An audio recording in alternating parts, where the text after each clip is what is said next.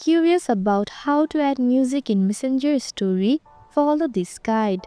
First, open the Messenger app on your device. Then navigate to the bottom of the screen and click on the Stories option.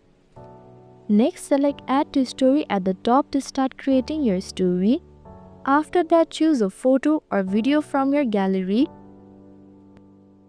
Once your content is ready, look at the upper right corner and click on the music icon.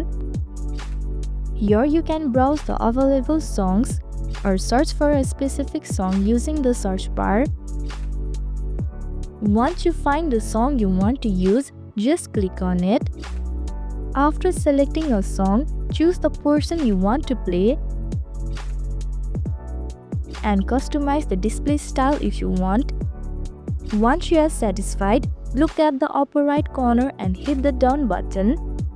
Finally, click on the share button at the bottom right to post your story with music. And that's it. Make sure to hit the subscribe button for more helpful guides.